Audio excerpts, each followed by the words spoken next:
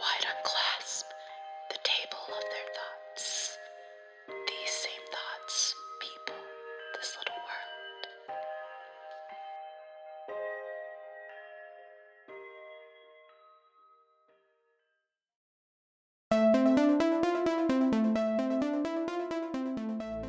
In 1886, an eccentric woman by the name of Sarah Winchester traveled from New Haven, Connecticut to San Jose, California to start a new life. She purchased a small 8-room farmhouse and started a small renovation project that would take 36 years and $5 million, only stopping when she passed away in 1922.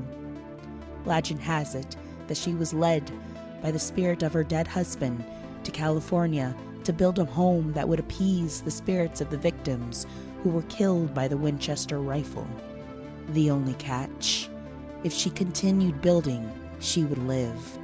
Stop, and she would die. What clues reside within the home's walls and windows? Was Sarah Winchester controlled by superstition and the spirits of the dead to build such an enormous home?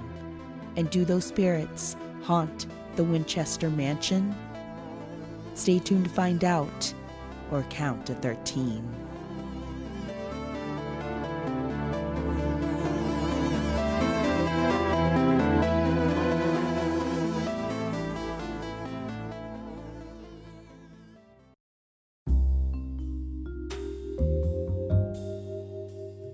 So, if you've landed here at Hollyweird Paranormal, it's clear you're a fan of mystery, mayhem, and the unexplained in Hollywood true crime.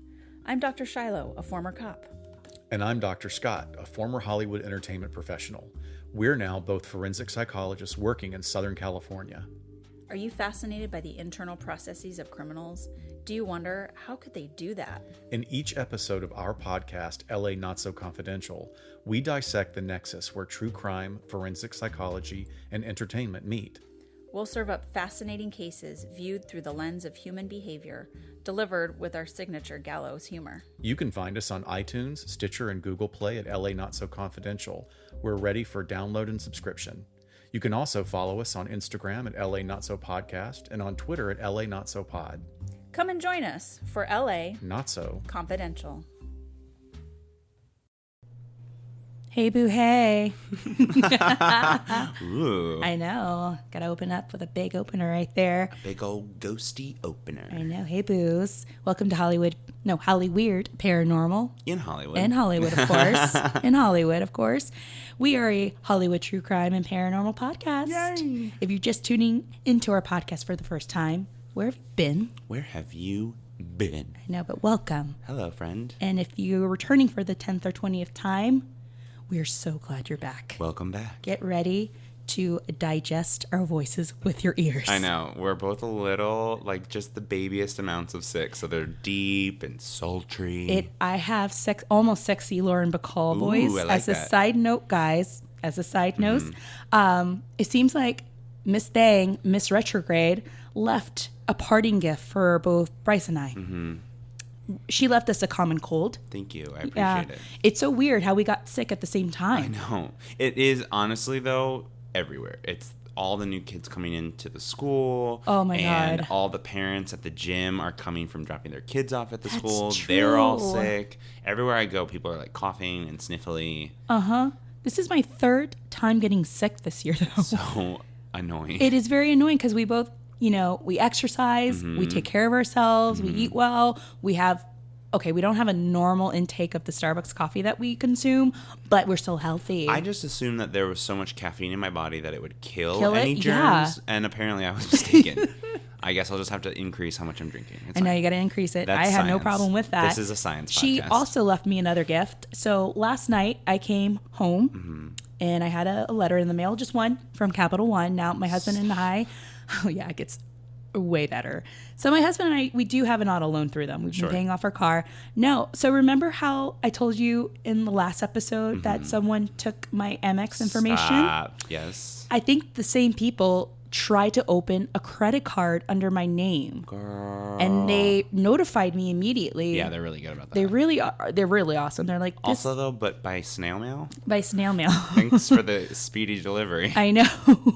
Hilarious. But I remember a couple of days ago, I got this unusual text message saying, hey, here's your PIN. We cannot call you with this PIN. You have to text this PIN or input this PIN to the website. And I was like thinking, oh crap, someone's trying to get into my account and take my information. Let me change my passcode. No, they're opening up an account. No. So fortunately, after the whole Amex incident, I put a fraudulent alert for all the credit report agencies. So that's taken care of. And this card's being taken care of by Capital One. So it's just... shady people in the world, man. A lot of shadiness going on.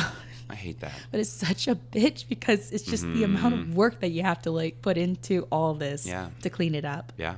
I'm just going to let the universe take care of them. Yes. Sometimes the universe works a little slow for my taste, but yes. Yeah. They It will sometimes get theirs. moves at a glacial pace. Yeah. But it will I get it. just wait patiently. Yeah, there's bigger things on the universe's plate, so that's fine. But hurry it up. And seriously, hurry it up, bitch. Hurry. Well, guys, you heard in our intro, we are going to be talking about the Grand Dame, Sarah Winchester. Yes. And the house that ghosts supposedly built. And the house that, Helen Mirren now lives in, or was living in at one point.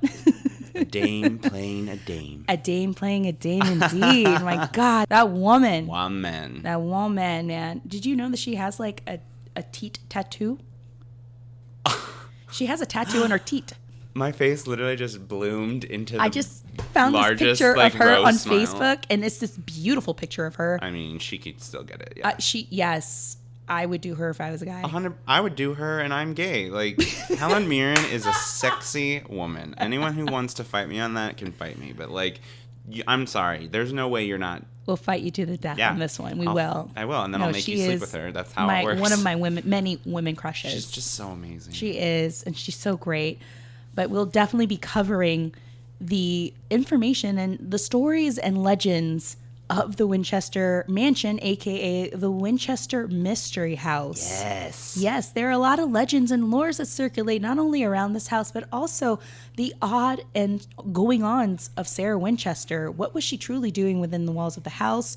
What was her true story? But you'll never believe the receipts that we got, guys, because you know how we do. We do our research, we do our homework, and we do it hard. Yes. So we got some receipts, and we'll definitely cover the popular topic of this episode, ghosts. Helen Mirren ghosts. Helen Mirren ghosts. Oh my God. I would be like drooling over Helen Mirren ghosts anytime. Yeah. I probably wouldn't be so scared. I'd probably still be a little scared. Let's be honest. Girl, it's cold in here. No. No. We went there. Oh yeah. So we'll be covering the ghost stories that circulate around the Winchester Mansion and asking the two questions: is it haunted, or is it one of the most haunted places in America? Yes. We have some thoughts. We have some receipts, and we got a lot of groundwork to cover, guys. Woo! All right, so real quickly, in order to begin the story of the Winchester house, we got to begin from the very, very, very beginning of the spiritual movement, guys. So let's enter 1848. So modern spiritualism dates back to 1848 when the Fox sisters of Hyattsville, New York produced knocking sounds that were alleged to be spirit messages from a spirit. Soon after John D. Fox, his wife, and 6 children moved into their new home, they began to hear mysterious rapping sounds. 2 daughters, Maggie and Kate, gradually became brave enough to clap their hands and snap their fingers in an effort to elicit these knocking sounds. A series of raps responded to their initiative. Soon, your face. Your face. So, with these 2 cholas, they believed that people believed that they were the ones that created the whole term, like, knock once for yes. Right. Or, give us a sign of your presence. So all I can think of is that scene. I think it's from The Conjuring, where like Via Farmiga is like in the top of the stairwell. Oh, and she's clapping. I always do this. It's either her or Rose Byrne in the other one. I always get The Conjuring and the other one that Patrick Wilson's in confused. Whichever one it is, she's at like the top of the stairs with the matches, and then the creepy ghost hands reach out and it claps next to her, and she screams, and the light goes out. Yeah, that's Mia. Just cue me being traumatized on such a core level. Like anytime I hear clapping or like knocking, I'm like, oh no, I'm not here for that. Do you want to hear a good example of Bryce haunting or someone trying to communicate with the spirit of Bryce? Here's a good example of it. Yes. Bryce, if you're here, please give us a sign of your presence. Oh my God. Yes. The coffee emptied itself. Hold on. Yeah, I know. Yes, exactly. It's me. I keep on hearing the slurping sound. It's the Starbucks That's coffee. how you'll know it's me. It smells like Starbucks coffee. It smells like coffee, like cold brew. Why is it cold brew in here? Yeah. It spells venti. That's how you'll know it's cold me. brew on the message board. I probably will end up haunting a Starbucks. You know, I heard of a story on And That's Why We Drink of these two girls at a Starbucks. And they were claiming that at a certain time during closing that weird things would happen. Yeah, and they live in an old town somewhere in the Midwest, and this stuff was happening. Oh, if you're not safe in a Starbucks, is nothing sacred? Well, I wouldn't be scared in a Starbucks. I'd be like, ooh, grab my Starbucks. I know. Keep on watching. Yeah, right? At least you have some entertainment. Yeah. Oh, my God. Now, soon a simple code of communication was set up between the Fox sisters and the invisible spirit who apparently resided in their home. With time, Maggie and Kate learned that the spirit who made these rapping noises was that of a murdered peddler whose remains were buried in the cellar of their home. So news of the Fox sisters' sensational communication with the spirit world traveled rapidly.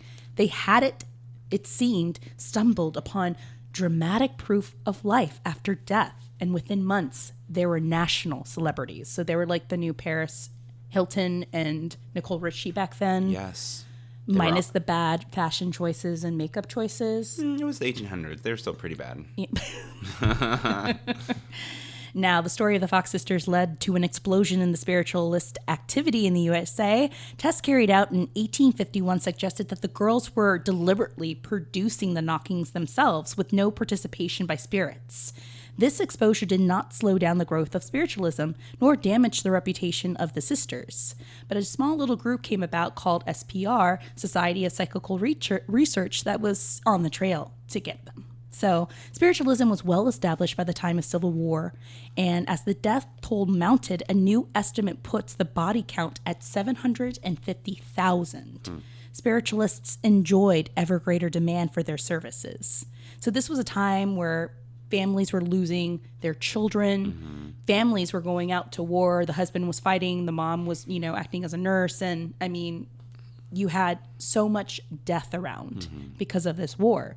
So it seemed that when you consider the 1860 census, it shows that only 31 million people living in the U.S., pretty much everyone had a reason to go to a medium because this war took their family members, their loved ones so instantly and so quickly. Right. They needed some way to process this grief. Wow. What a good way. Go to a medium. So seances became popular with all social classes, and even Abraham Lincoln attended a few hosted by famous medium Nettie Colburn, a society favorite in the Washington, D.C. circle.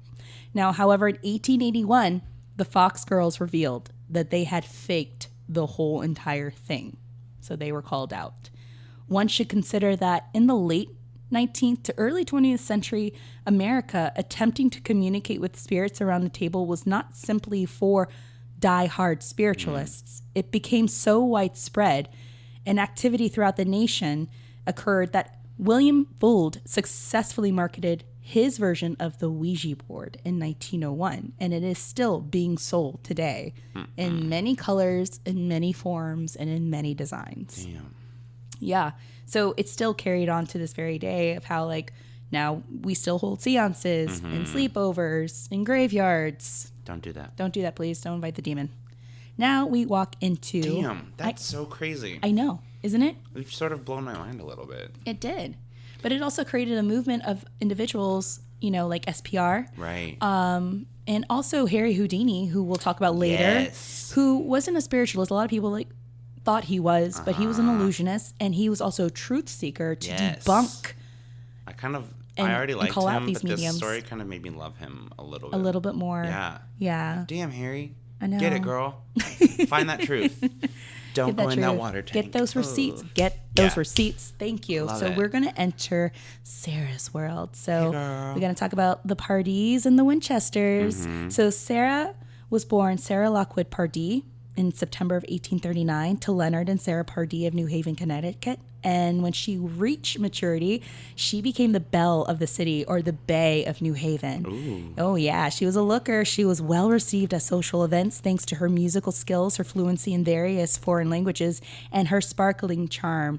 So she was a threat to a lot of the girls in that neighborhood. Her beauty was also well known by young men. They were very thirsty for Sarah about the town. And despite her diminutive size, because homegirl stood at 4 feet 10 inches. That's insane. But she made up for this in personality, in wit, and in a lot of loveliness. She was very well-rounded, very well-educated, and very beautiful. Now, according to Troy Taylor of AmericanHauntingsInc.com, FYI, I really adore this guy because he is a phenomenal researcher and historian. At the same time that Sarah was growing up, a young man was also maturing in another prominent New Haven family. The young man's name was William Wirt Winchester, and he was the son of Oliver Winchester, a shirt manufacturer and businessman. And in 1857, he took over the assets of a firm which made the volcanic repeater, a rifle used a lever mechanism to load bullets into the breech. So obviously this type of gun was a vast improvement over the muzzle loading rifles of recent times. But Winchester saw room for advancement, and in 1860, the company developed the Henry rifle, which had a tubular magazine located under the barrel. Because it was easy to reload and could fire rapidly, the Henry was said to average 1 shot every 3 seconds, and it became the first true repeating rifle and a favorite among the Northern troops at the outbreak of the Civil War, which is true because back then a lot of these guys had muskets, and it was such a process to clean the musket, load the bullets, load the gunpowder. There were even reports of men being killed while cleaning their gun and trying to reload. And with this rifle, they didn't have to do all that. It was just so repetitive and so quick. Yeah. Now, money began to pour in, and Oliver Winchester soon amassed a large fortune from government contracts and private sales. He even reorganized the company and changed the name to Winchester Repeating Arms Company. The family prospered, and on September 30th of 1862, at the height of the Civil War, William Wirt Winchester and Arbe Sarah Pardee were married in an elaborate ceremony in New Haven. Nice. So it was a beautiful union between these two. They were very much in love because Sarah and William grew up together. They knew each other when they were very, very, very young. And so they had these two prominent families, and it was just a beautiful union. But 4 years later, on July 15th of 1866, Sarah gave birth to a daughter named Annie Pardee Winchester. And just a short time later, the first disaster struck for Sarah as her daughter contracted an illness known as marasmus, a children's disease in which a body wastes away. The infant died just a few days later, on July 24th. Sarah was so shattered by this event that she withdrew into herself and teetered on the edge of madness for some time. And in the end, it would be nearly a decade before she returned to her normal self. But she and William would never have another child. Things do not get any better for this poor woman. In 1880, it would soon turn very, very dark for Sarah, and it would be the toughest year in her life. She will lose the 3 most influential people in 1880, starting with her mother in December. She passes. No, her mother passes in May, In December, her father-in-law passes, and then William contracts pulmonary tuberculosis and passes in March of 1881. All within a 10-month period, she loses all 3 of these people. So Sarah inherits over $20 million, an incredible sum, especially in those days. She also received 48.9% of the Winchester Repeating Arms Company and an income of about $1,000 per day, which, by the way, was not taxable until 1913. Yeah. When you have money, especially during that time. I know. That was a time to have it. I know. Now we could go and travel into the legends, Bryce. Yes. You ready for this? I'm ready. So, according to legend, and this is speculation, and it's not really documented. But her newfound wealth could do nothing to ease her pain, so Sarah grieved deeply, not only for her husband, but also for her lost child and her lost mother and father-in-law. A short time later, a friend suggested that Sarah might speak to a spiritualist medium about her loss. "Your husband is here," the medium told her, and then went on to provide a description of William Winchester. "He says for me to tell you that there is a curse on your family which took the life of he and your child, and it will soon take you too. It is a curse that has resulted from this terrible weapon created by the Winchester family. Thousands of persons have died because of it, and their spirits are now seeking vengeance." So Sarah was then told that she must sell her property in New Haven and head towards the setting sun. She will be guided by her husband, and when she found her new home in the West, she would recognize it. "You must start a new life," said the medium, "and build a new home for yourself and for the spirits who have fallen from this terrible weapon too. You can never stop building this house. If you continue building, you will live. Stop and you will die." Shortly after the seance, Sarah sold, this is just speculation, she immediately sold her home in New Haven and with a vast fortune at her disposal, moved west to California. She believed that she was guided by the hand of her dead husband, and she did not stop traveling until she reached the Santa Clara Valley in 1884. Here, she found a 6-room home under construction which belonged to Dr. Caldwell. She entered into negotiations with him and soon convinced him to sell her the house and all 162 acres which it rested on. Now, it is speculation and a part of the legend that she had met with this medium, and the medium had instructed her to head west based on the messages of her dead husband and the spirits of the rifle. But we got some receipts. Yes. Here's the thing. Newspapers existed back then. So when you're part of a prominent family, like the Winchesters, like the Pardees, it was like a form of TMZ. It was like a form of Twitter. Yeah. That people read the paper and people read everyone else's business, especially people with money. So when you had the passing of her family members and of William, that was in the newspapers. Yeah. And yes, their obituaries were also printed. So I'm sure William's obituary was printed in the paper, along with a picture of William. So I'm sure that Sarah probably did go to a medium, and the medium probably did her homework and told her all this nonsense. Yes. Yes. I have so many little things that I want to say, but we can put a pin because it gets real ranty. It gets real ranty. But here's the receipts, guys. Here are the receipts. According to the New Haven Register, all right, public record, Sarah went on a 3-year world tour before settling in California in 1884. So she didn't pick up everything in a hurry. She went on a 3-year world tour. The New Haven Register, dated 1886, lists Sarah as having been removed to Europe. No other information has survived to tell us exactly where Mrs. Winchester went during those years or what her activities consisted of, but it was also claimed that she may have found architectural inspiration within those travels that she will soon bestow on her home. Interesting. It's so true, because certain locations of the home reminisce certain locations of the French cathedrals, FYI.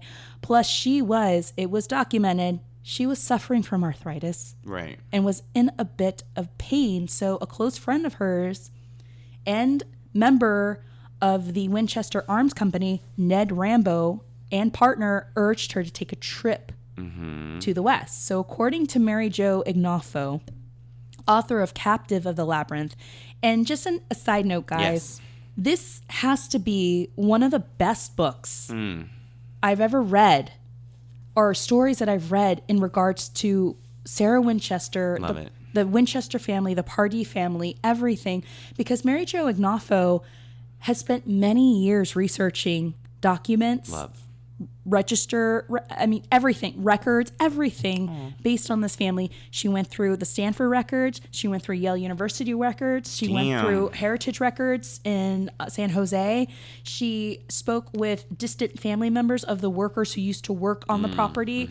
This girl had so many receipts, and it's one of the best down-to-earth stories of this woman. I love that. So based on Mary Jo, in spring of 1886, Ned Rambo escorted Sarah on a tour throughout the valley. She fell in love with the valley. The dry weather and air definitely would be of assistance to her health.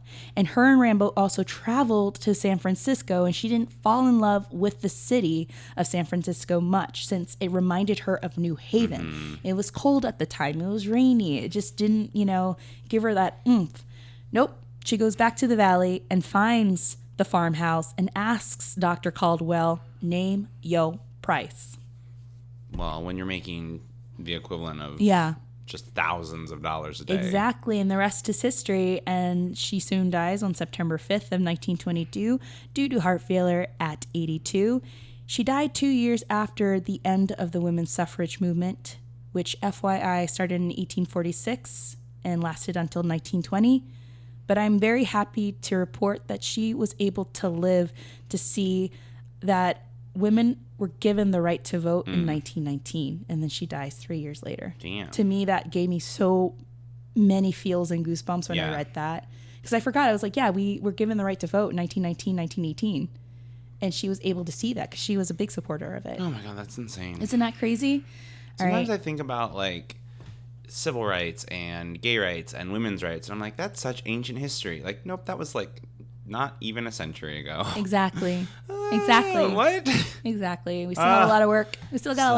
Yes. Yes, but soapbox ready. So you want me to hold your purse? Yeah, girl. I'm gonna swing it around my head. I'm a little banshee. All right, go right ahead. Boom. Let's talk about this house. So that is the thing, is that it started out as you were saying, a 6-bedroom farmhouse under construction. Yeah. And the main draw for a normal investor was the large amount of land. It was on 162 acres. Yeah. And that is so much land. Just a side note, I read reports that it was 6 and then it was an 8-bedroom.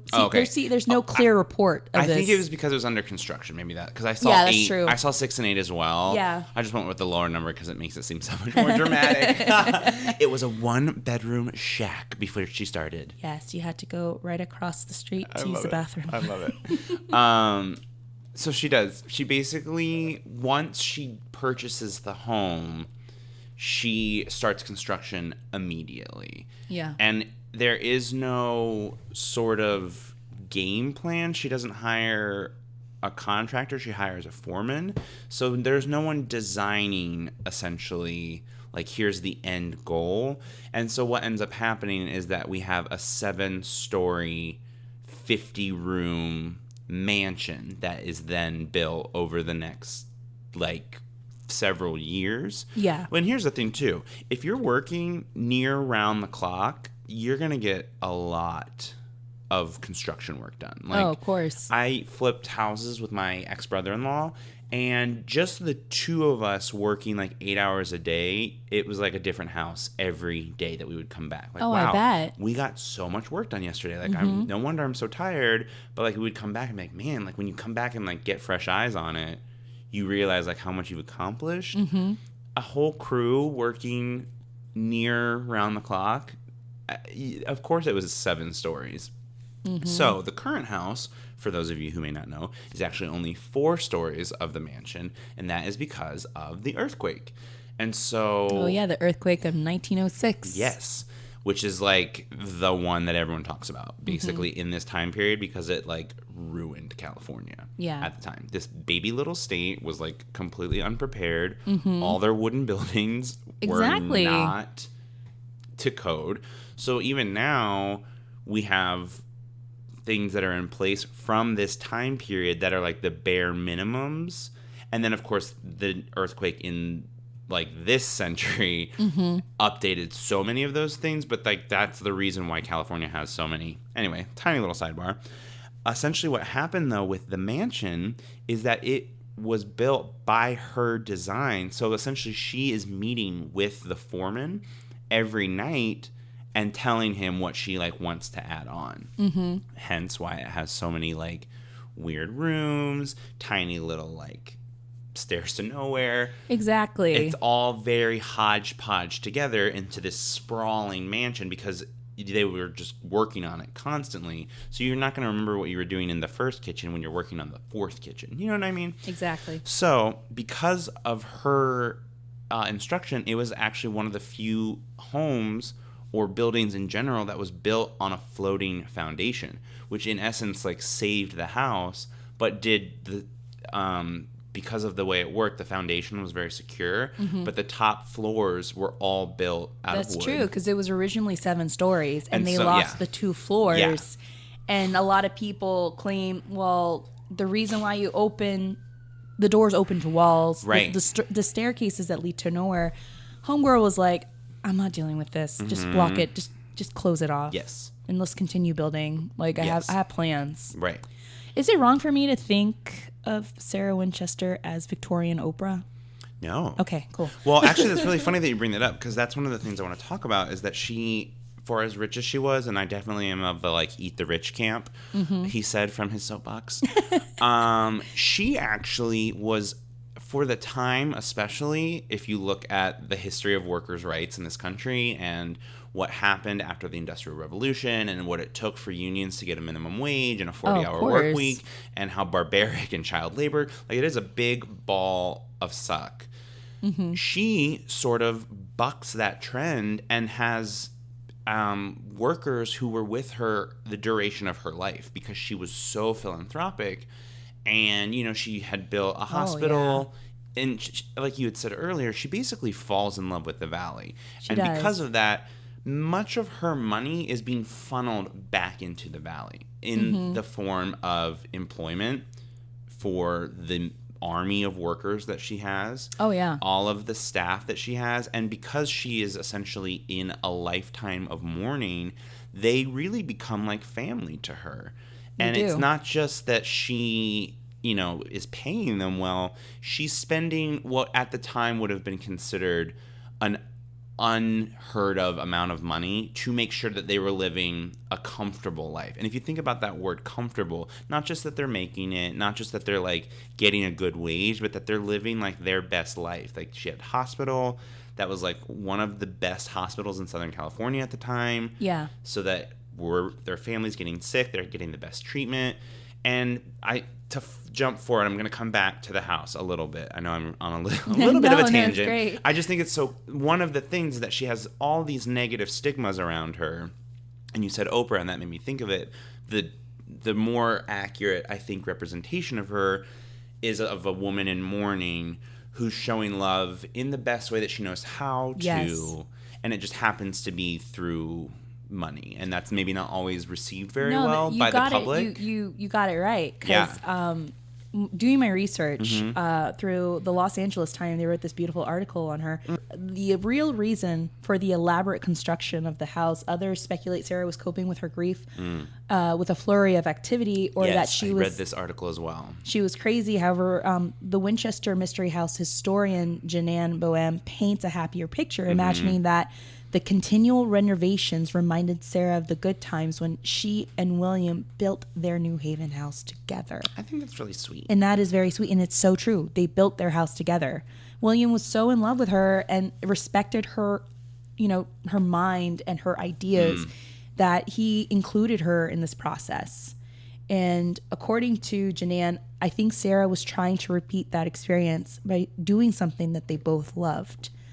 And she also suspects that Sarah was just an ardent, albeit eccentric philanthropist, like you said, who used her family fortune to purposefully employ the San Jose community. She had a social conscience, and she did try to give back. Boehm offered nothing, noting the hospital Sarah built in her husband's name. The house in itself was her biggest social work of it all, and it's so true.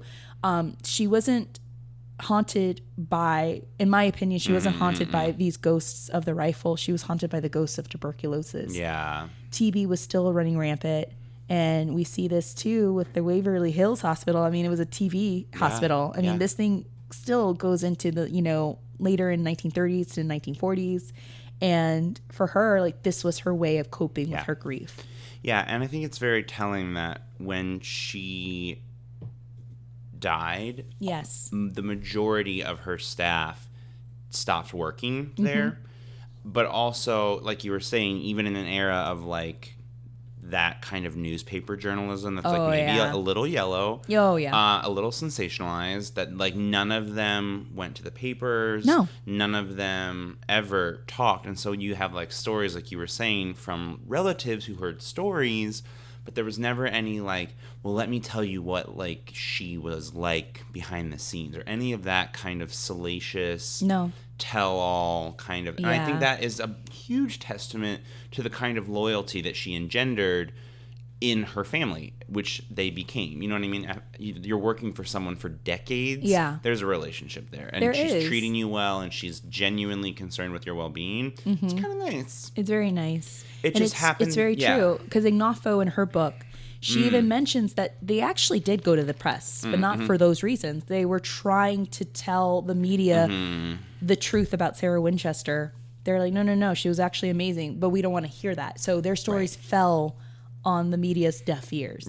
They wanted the juicier tales. They're like, no, you got to tell us the truth. Like, what is the tea with this woman? Right. We want to know if she was crazy. We want to know if she was really haunted by these spirits.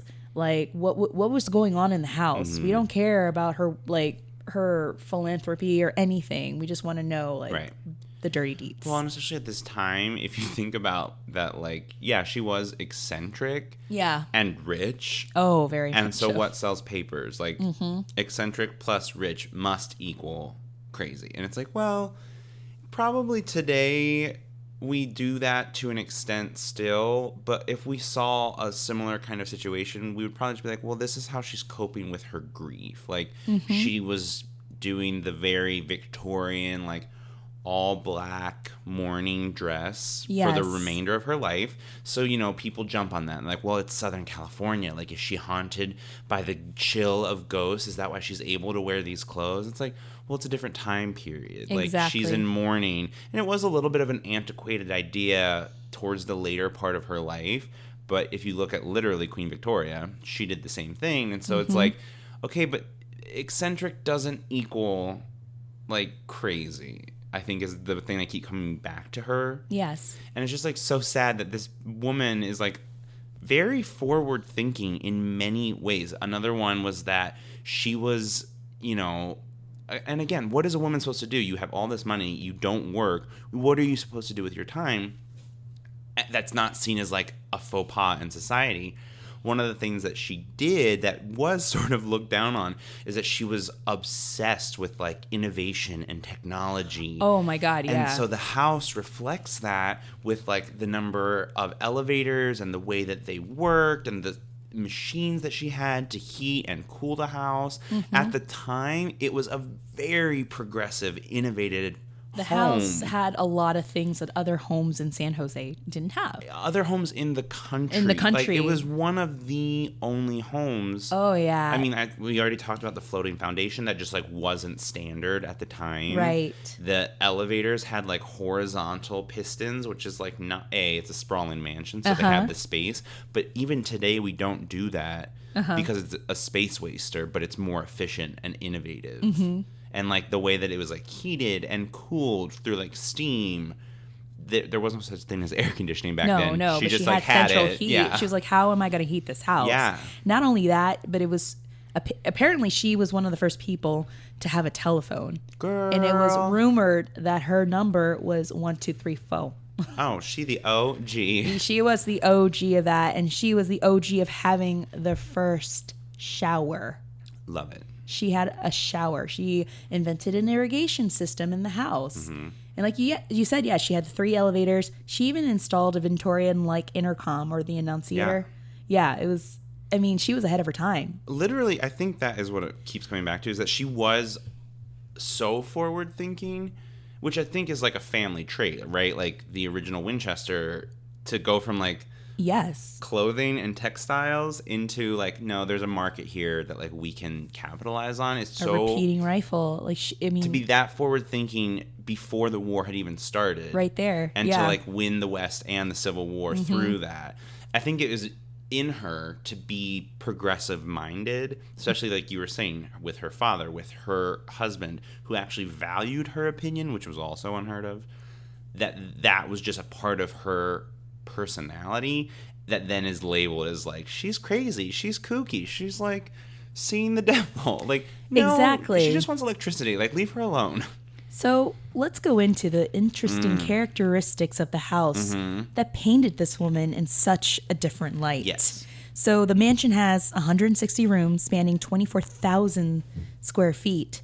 There are 47 fireplaces, 40 stairways, 6 kitchens, and 3 elevators in the mansion. So the house is full of oddities. Yes. Let's get that out of the way. Issued by many, like we said, bizarre demands to her builders, including the building of what some claim were trapdoors, secret passages. Yes, they were secret passages. A skylight into the floor, spider web windows, and staircases that led to nowhere, which were a result of the 1906 earthquake. But there are other doors that open to blank walls and dangerous doors on the second floor that open out into nothing. So that was all due to the earthquake once again. Right. But some say the symbols in the house Yes. point not to ghosts, but maybe something else. Yes. An alternate theory on the Winchester's house's perplexing designs declares that Sarah was creating a puzzle full of encryptions inspired by the work of English philosopher Francis Bacon. There's speculation that clues to the house's true meaning are hidden in the ballroom, the Shakespearean windows, and the iron gates. This theory suggests that Sarah was a member of a mystic society like the Rosicrucians, I think that's how you pronounce it. Sorry if I butchered it. Or a secret society like the Freemasons, or possibly even both. So there is this humongous window, the stained glass window in the ballroom that reads, "Wide unclasped the table of their thoughts, and these same thoughts people this little world." The second verse is from Richard II. I remember this verse because I studied Shakespeare in college, and I had to write a report on Richard II. This is from a big monologue. But the first one I researched is from Troilus and Cressida. And the entire first quotation, in my belief, "Wide unclasp the tables of their thoughts," it's kind of like you're viewing through the lenses of a spiritualist. Maybe interpreted by unfold the seance tables to freely communicate the messages that these spirits have for us. Wow. And the same thoughts that people this little world, when read in this context, becomes the spirit messages and the physical presence of the messages, or of these spirits who communicate them, coexist among us in this world that others mistakenly kind of see as tiny. We see the spirit world as very, very small, where in all actuality, it's The opposite. very, very large. Yeah, it's the opposite. Yeah. I know we're jumping a tiny bit ahead, but I think this is what makes more sense to me and helps explain some of the oddities. Because if you also look at the number 13, That's another one. that is like so awkwardly present in this house. It's like, okay, but why is that? So many, if not all of the staircases have 13 steps. Right. Many of the windows were 13 panes of glass. There were 13 restrooms at one point. They did end up closing a lot of them down because of like the way the irrigation worked. Yeah. So that one's like not as like whatever. But then the one bathroom that she was using until she died had 13 windows within the one bathroom, including a window on the front door so the nurse could like check in on her, which I always found like a little creepy, but okay. Got to get checked up on. And so that to me kind of makes a little more sense. Like I think a lot of people, and 13 is a very charged number. Yeah, some people take it as bad luck. Yes. Others take it as like a good number. So I think it's very easy to say like, well, all these things with 13, that must be because of the ghost, that must be because of the haunting, that must be because of the evil presence in this home. Possibly. I am probably a little more of the mind that it has something to do with her connection to like a secret type society and like numerology, as opposed to like that other branch of spirituality. I'm also super obsessed with secret societies, so I definitely am bringing my own baggage to that. I'm more lean towards that. Literally, as soon as I read that, and it was like, she was like, maybe a Freemason, I was like, oh my God. Yeah. It's happening. It's happening. A lot of people like to discredit it because they mention, well, back then women weren't Freemasons. That's true, but if you're a woman with money like Sarah, girl, you money can be anything speaks. you want. Money exactly. talks. And you can see the symbol, like there's supposedly a symbol in the iron gates, like a Freemason symbol. So that like gives like a major clue right there, even when you enter the grounds. So yeah, like there's like 13 everything in there. There's 13 panes of glass and several windows, the 13 steps, like you said. There are even 13 robe hooks in the seance room. But the strange thing is, after Sarah's death, according to workers at the time, the 13 hooks were added about 5 years after her passing. That's creepy. Yeah. So that's, another clue. Dear the Freemasons, please call us and let us know why you added those hooks. Thanks. So other rumors, we could go into rumors about Sarah.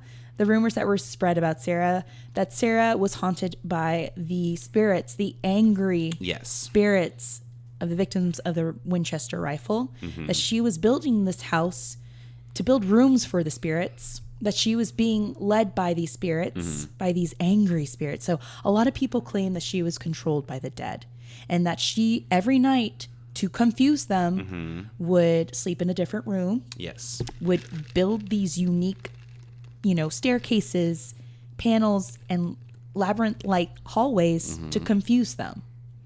And there's also a rumor, I'm just going to steer on this direction, that Roosevelt attempted to visit Sarah at one point. So there's a story that Theodore Roosevelt attempted to visit Sarah at home in 1903, but was turned away. And this is used as an example of her alleged weirdness. So this was a rumor. And according to Mary Ignoffo, she says that the rumors likely started about Sarah because in life she was extremely private, refused to address gossip, and did not engage much in the community. Ignoffo says that this infamous presidential visit actually never occurred. Sure, of course not. Eyewitness accounts stated that the president's carriage never stopped at the Winchester place, she says. Furthermore, Winchester had rented a house near San Francisco that year to prepare for the wedding of her niece. She wasn't at home at the time. Girl, there was a rumor too that she lived by herself, that she was alone. No, Sarah Winchester had siblings. She was very close to her siblings, Estelle and Belle. She had sisters that eventually moved closer to her. They moved a few years after she moved to California, and they had children. They had nieces and nephews, and they were all in cordial communication with Sarah. They were very close to her, so she was never alone. She was very close to her niece, Sadie. She was very close to her sisters. She was extremely close to her sister, Belle. Yeah. Well, and here's my thought about the maze, the labyrinth, for the confusion of the ghost. I think that sort of doesn't quite match up with like other hauntings. Yeah. One of the things that we perceive that ghosts are walking through walls or floating or any of those things is because feel free to correct me, live tweet me and tell me how wrong I am. But ghosts are trapped in the time where they died. And so that's why you'll see like, oh, they were walking through the walls, but then you look at, like, for example, the original blueprint, and it's because it used to be a hallway. There wasn't always a wall there. So because the ghost is traveling in their, quote, timeline, they're just walking through a hall. We, in the present, are seeing them walk through a wall that we've constructed. So to me, a physical house wouldn't confuse a ghost because they're not in that home. They're in their own time at the same location. So I find that a little odd and a little incongruent with maybe other hauntings. And sort of tied into that, the theory is that she was like haunted by the blood money and like all these ghosts that died because of the Winchester Rifle. But why would they like be there when like they died in other locations. Yes, make a really good point. Rob Christofferson of Our Strange Guys. Hey. Hi, Rob. I adore him. I remember before I went to the Myrtles plantation, we were messaging each other, and I was telling Rob, I was like, I'm a little worried. And he asked me why. And I told him, I'm just worried. Like, what if something follows me back? I always worry about that. You know, I always, in my mind, you know, I always remind myself, stay grounded. Yes. You know, they cannot enter your place of refuge if you're grounded. Like, you got to tell them in your mind, like, stay the fuck away. No me toques. No me toques, please. So he goes on to tell me, you know, the spirits there, especially, for example, like Myrtle's plantation, they're so rooted. They can never leave. Like, they're just, that is their place. That is their home. Yes. They can't follow you unless you invite them. But they're so rooted there, like the ghost of the Whaley house and so much more. But yeah, you're right. I mean, if, for example, like the battle of, what is it, Little Horn or Big Horn? Bighorn. The battle of Big Horn, when they have been residing on that land where they perished. True. Yes.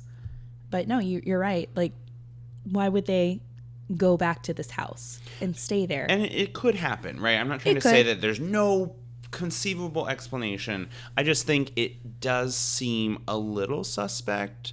No, you're right. And a little like, why would this be so different than other hauntings? Yeah, but that's another thing too. And this is what I get from a lot of our listeners and my friends who have visited the Winchester. I always ask them this question, like, did you see or feel anything? And I always get this answer, no. When I went to the Whaley house, when people go to the Whaley house, you're going to freaking feel and you're going to freaking see something. My husband, who is major skeptic, was pointing things out to me in that house, was feeling things that he was telling me. I'm a little open-minded. No, he's not going to admit to me that he believes, but for this man who is a skeptic to point to me orbs that said something. Yeah. You know, and I have a lot of documentation and pictures of what we caught in that house. But you go to the Winchester house, okay, well, where are these angry spirits? Yes. If they were there, things would be flying all over the place, in my opinion. Well, and there's so much stuff to interact with in the first place. Yeah. So the house now is owned by the LLC and obviously is open to the public, and they've restored it as best they can to its sort of original kind of idea with like, I mean, when it took them 6 weeks when she died to clear the house out. Yeah. So I think she left the belongings in the house to her niece. Yes. And then the niece kept what she wanted and then public auctioned a majority. I mean, it was just so much. And it took them 6 weeks to clear the house out. It's so, true. like, if there was, like, a spirit there that wanted, they would not be at a loss for something to, like, move around. Do you know what I mean? Also, bringing back our famous little Easter egg from earlier in this episode, Harry Houdini actually did visit this house.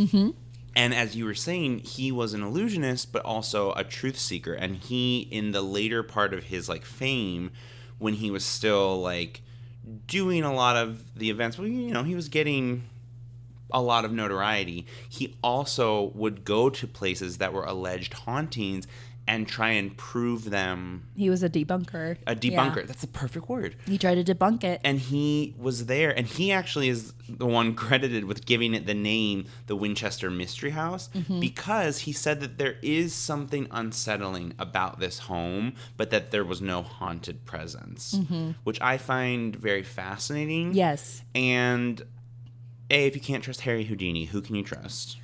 Oprah, yes. Oprah Houdini. Oprah. Dead.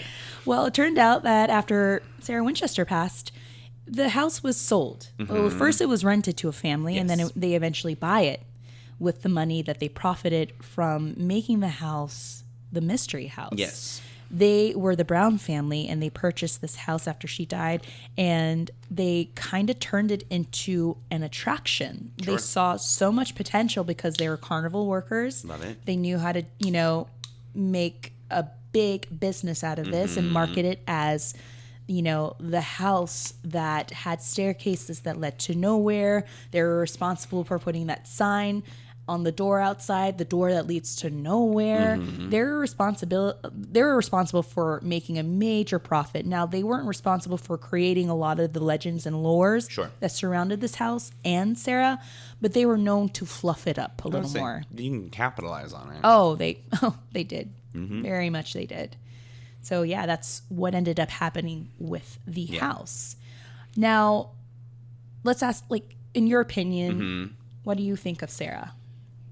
I think that if you look at the history of feminism in this country and like kind of look at it through like the waves, like this would be considered like first wave feminism technically. Yeah. And so it's a lot of the suffragette movement, fighting for the vote, fighting to just not be considered property.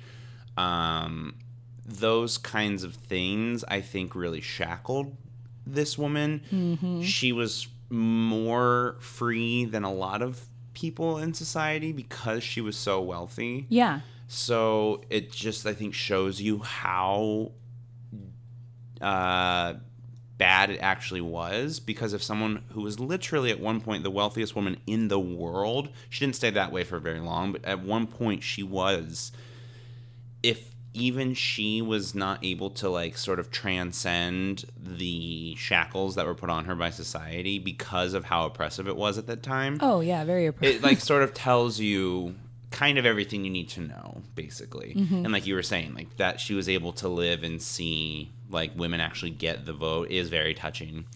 So I think that her eccentricity was probably mislabeled. Misunderstood. And that we, as a country, do not really have a great history of being accepting of people's like differences or their mental illnesses or their grief processes.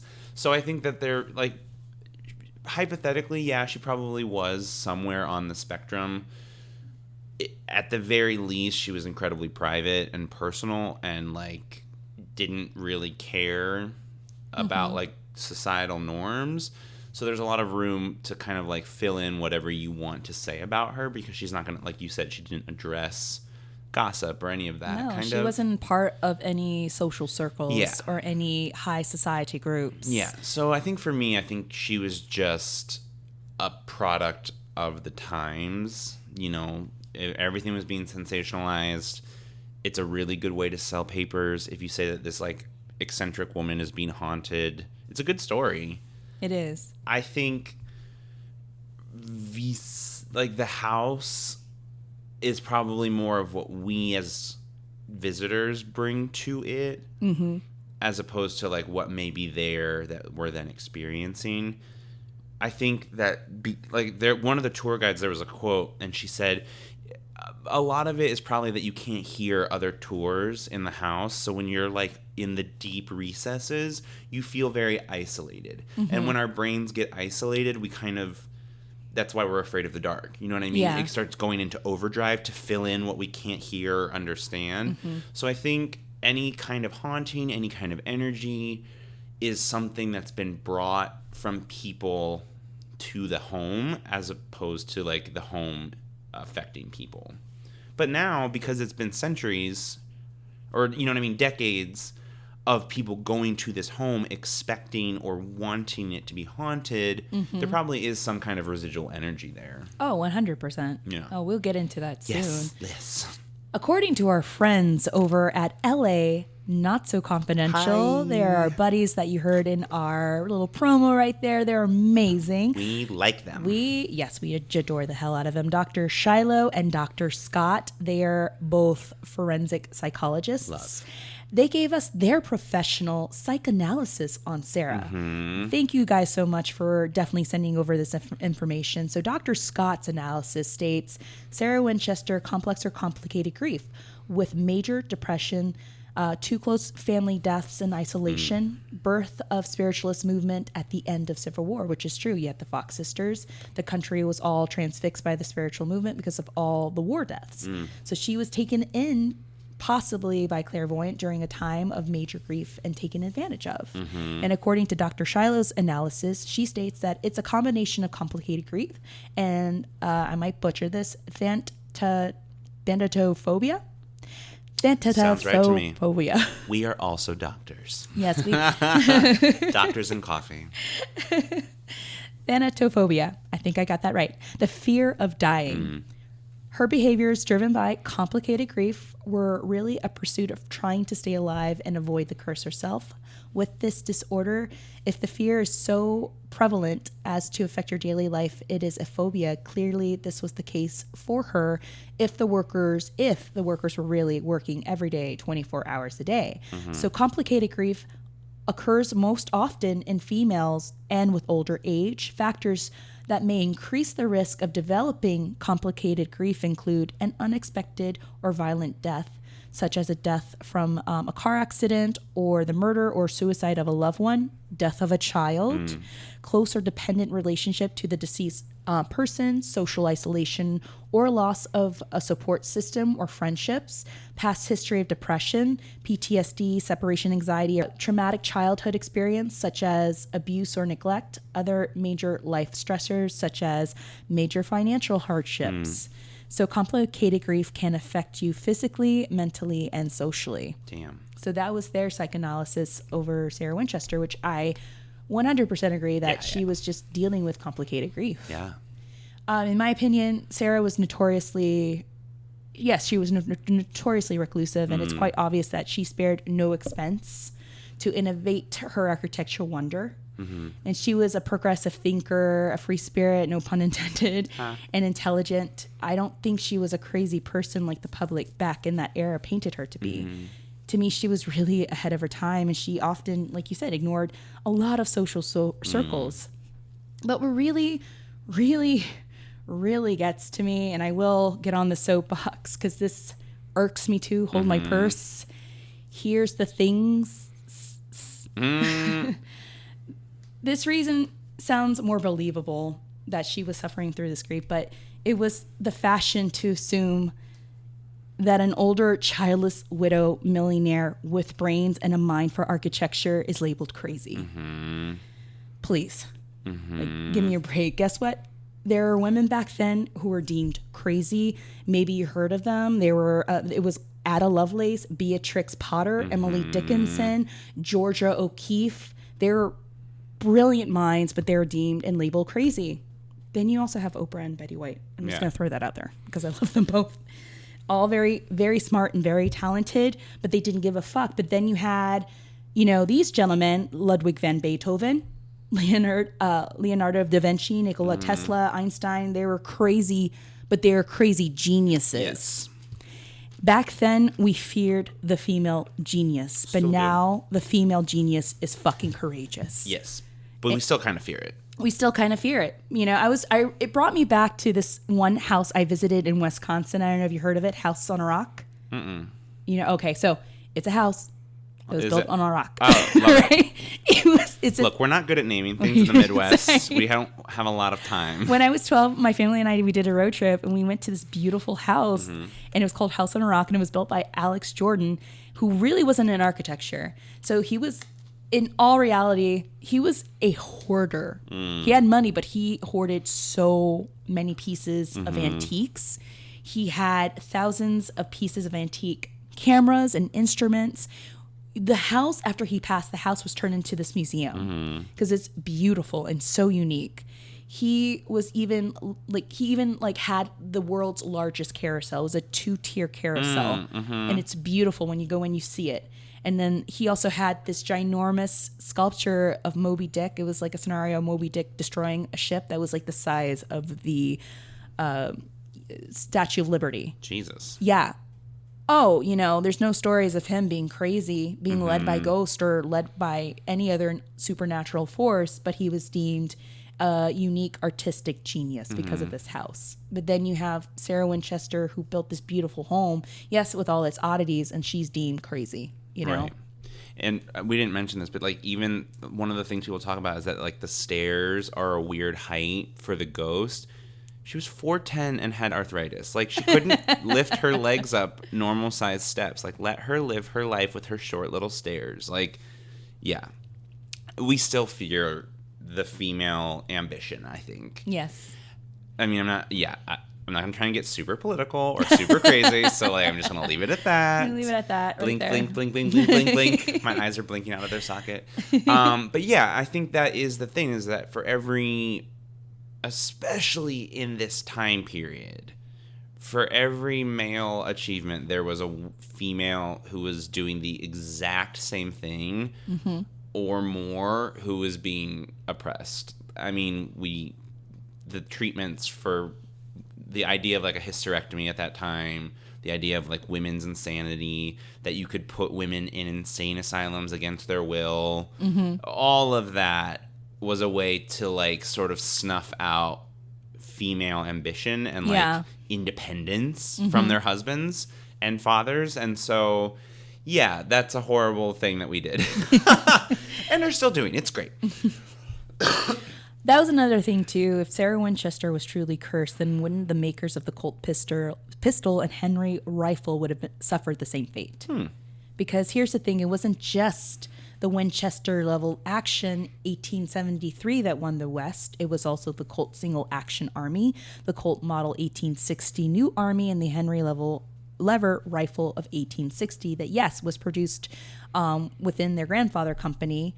And then the inventor of that kind of left that company, but nothing happened to him. And that was actually, Benjamin Tyler Henry. So nothing happens to him from what I found. Right.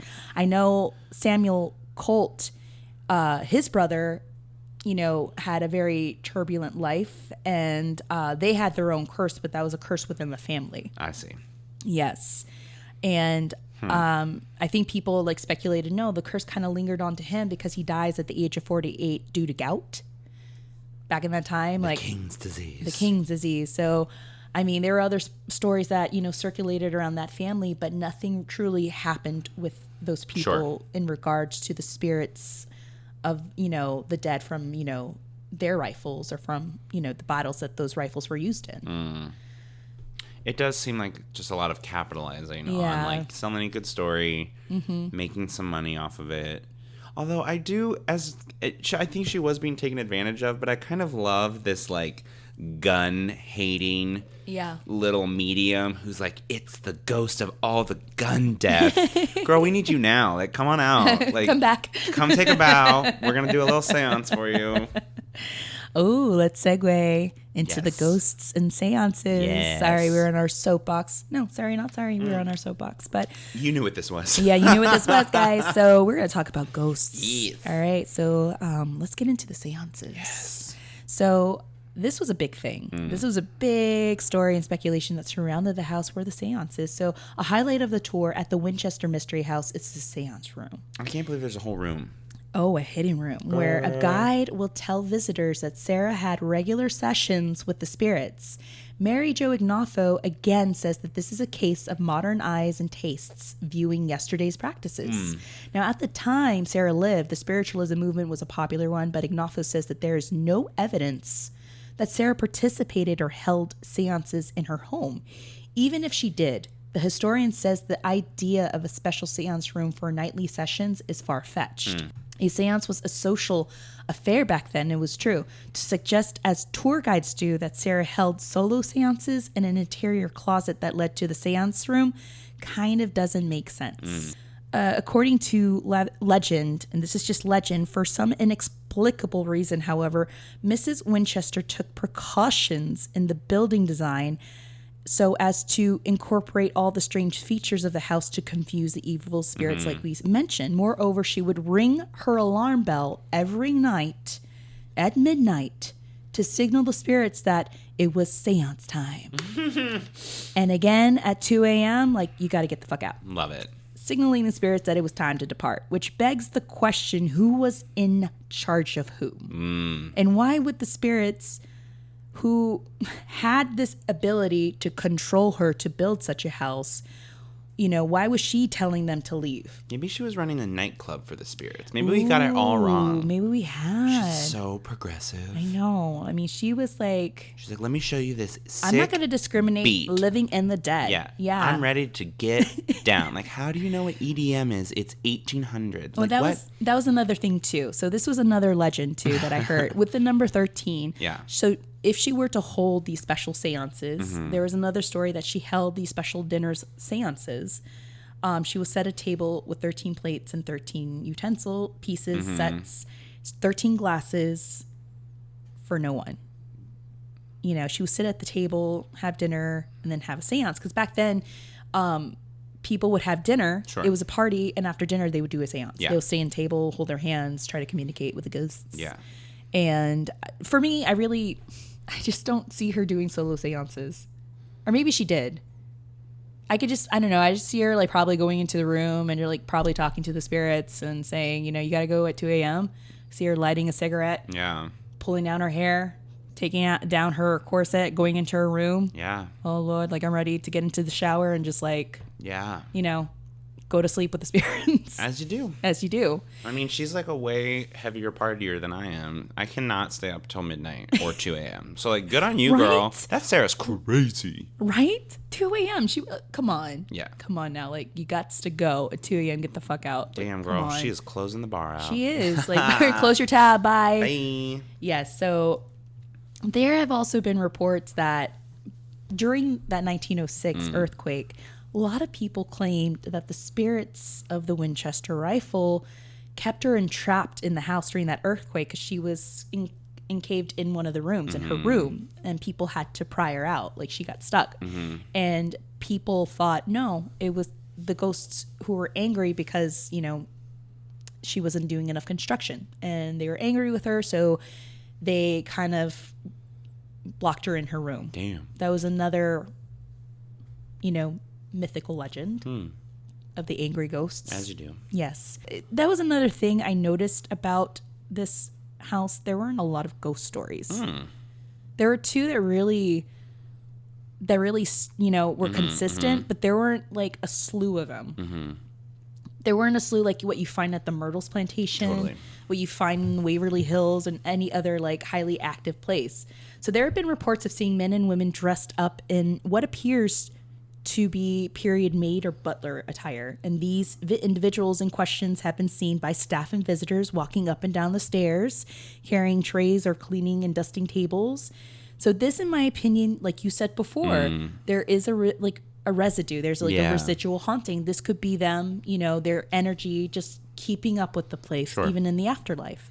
The staff members have also claimed to get what they say is a ghostly feeling on the corridors of the third floor. Now, many tour guides of the Winchester Mystery House avoided the corridors of the third floor, and it was reported that footsteps and unknown voices were heard on the third floor, but no signs of the living were found in that area. So no tours would go through there. There were just these phantom noises coming from this area. So there is also the Daisy Room, and the Daisy Room was actually, from what I found out, named after one of her nieces, Daisy. So a tour guide named Samantha claimed one of the ghostly sightings occurred around this room. In one occasion, while she was presenting the Daisy Room to the tourists, she heard a heavy sigh along the hallway. When she tried to look for the source, she saw a small silhouette figure gliding along the darkened hallway. So she bravely went to the hallway but never saw the figure and just heard the sigh again. Samantha believed that this small entity was Sarah Winchester. Other witnesses have also seen the same figure in question and have described it as being small stature, dressed in black, or looks like a pitch black silhouette of a figure. Ugh. I'm sure it's Sarah sighing over the bullshit that they're saying. Yes. Oh, Lord. Oh, God. Here we go again. Here we go again. I'm going to smoke my cigarette and, Yeah. you know, undo my corset. The handyman apparition. Ooh. Now, over the years that the house was open to the public, many sightings of figures and feelings of coldness and unknown presence was reported.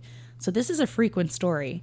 The frequent phantom that tourists and guides reported seeing in the house was a man with jet black hair named Clyde, a loyal employee of Sarah Winchester. Now, witnesses have claimed that Clyde looks like a former handyman of the house because he is always seen pushing a wheelbarrow, carrying coal, and repairing fireplaces. He appears as an apparition in his white overalls and his mustache. And he'll just kind of blankly look at you, and if you look away, he just disappears. There was a report several years back of a handyman that was called to do some repairs on the home. The man was working in one of the rooms, setting up his ladder, and as he was setting up his ladder, he felt what seemed like someone was tapping him on the shoulder. And when he turned around, no one was there. No. Yeah, so he shrugged it off and completed his job and then made his way out. As he was leaving the house, he felt as though someone was shoving him out of the way. It spooked him so much that he ended up leaving the house immediately. So was he in the way of the spirits of the workmen that continued to work on the house in the afterlife? Possibly. Visitors and staff have also reported hearing what sounds like hammering and saws throughout the house. Reports of the smell of soup or food circulates throughout the kitchen. Ooh, I wouldn't mind a haunting if there was the smell of soup. Ooh, or coffee. Ooh, yeah. Because it's always like, oh, the smell of a dead body. I don't want to. No, I don't want to hear it. It. I don't want to smell it. But you want to put some tomato soup? Yeah, we can talk. Let's talk. So it smells like chicken soup. That's what the staff. Oh, I know, man. Especially I'm hungry. I know. And it's hot, and I'm like, oh, why not? Something hot. Yeah. We're sick. So those are the few claims. There are a few claims. You know, there are not a lot. I mean, I never hear of like, well, there's a malevolent force there. You know, there's this evil presence there. You know, there's this darkness there. I never hear that. I always hear, well, it's creepy. Well, yeah, any Victorian home that you enter is creepy. The Victorian era in general has a lot of dark underbelly. Let's just start there. It does. It does. But I have a question for you, Bryce. Do you believe that the Winchester mansion or the Winchester mystery house is truly haunted? Look, no, I don't. I think if I had to put a pin in it, I think I kind of already like touched on this, is that people have brought their baggage to this home and that leaves an energy. Do you know what I mean? The thing I definitely don't believe is that it's the most haunted place in America. Like, absolutely not. No. They can claim that. I get it. It's good marketing.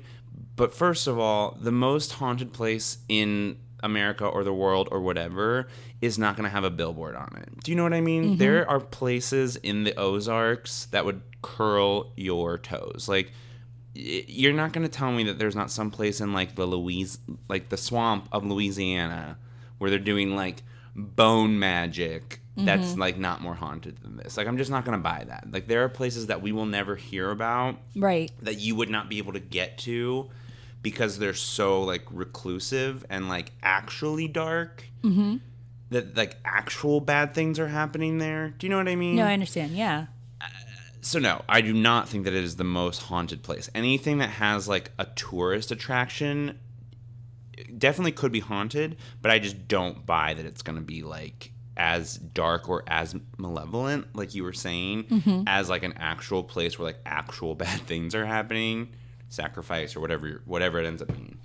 I think this is probably a case of residual energy that manifests to the person wanting to see something, if that makes sense. Like, if you go in and you're really looking for the number 43, you're going to see the number 43, for example. So that's just my opinion. Obviously, like, there are these stories, like, yeah, maybe, but I just think, no, probably not. No, I respect that. I believe that there's something there, and it's definitely not what the movie depicted. But from what I research in the accounts, what's there is very, very benign. And I think, you know, when I was watching an interview with Helen Mirren with the LA Times, and she puts it so beautifully, and I was telling you this. She was telling the reporter, after being asked, do you think that this house is haunted? And she said, I feel that there's something here, but it's very benign. I feel that the spirit of Sarah Winchester is here. That's nice. But she's all around. She's within the walls. She's seen in the windows, the doors. She's on the ground. She's in the gardens. Like, she's everywhere. She is this house. That's very nice. Which was very, very nice. And she believes, yeah, maybe Sarah does visit this place every now and again to check up on it. But I don't believe that this is one of the most haunted homes in America. That's what that was her response. And I applauded that. I was like, I agree. Because like I said before, like a lot of people that go there, they never have a story. Totally. Even the ones that do the flashlight tours, they never claim to see or feel anything. They're like, well, it was really creepy. Yeah, you're walking around a ginormous Victorian home in the dark with a flashlight. It would be very, very creepy. I believe that there's a lot of residue, like a lot of residual hauntings. Like the energy that was implemented in the woods, in the walls. Like I believe that there are some energies there that are still working in the afterlife. Totally. You know, they love that place so much. They treated it like their home. They're rooted there, like we mentioned earlier. Yeah. So is this place haunted? Could be. I believe it's very, very benign, very minimal. There's something there for sure. Maybe Clyde is, you know, still working in the afterlife, because that's the report that I constantly see is Clyde. Yeah. People. Well, that is one of the rumors too, is that many of the workers left so abruptly on her death out of sadness that there were like tools left and like nails that weren't even fully hammered in the wall. And like, you know, all those stories are probably a little aggrandized as well, but that would make more sense to me. Like a worker, totally. There's so much energy being poured into that house through your like labor. Yeah, that could make sense. I mean, doing the research in this, I just felt that a lot of her story was just really fluffed up with the media. And I will bring this up. I don't mean to sidetrack here, but before we did this podcast, I had this amazing opportunity to meet with Craig Owens, who's the author of Haunted by History, Volume 1. He's a phenomenal historian, researcher, and paranormal investigator. He wrote this amazing book, Haunted by History. It's one of my favorite books of 2018, guys, about the haunted history, especially in California. He hasn't gone all over California to investigate the most haunted hotels in the state. And you're never going to believe, you know, his final thoughts and his, you know, final notes of these places. But what's so unique about this book is that he actually did full-on photo shoots based on the legends of the hotel. So he hired models and actors, and it's beautiful.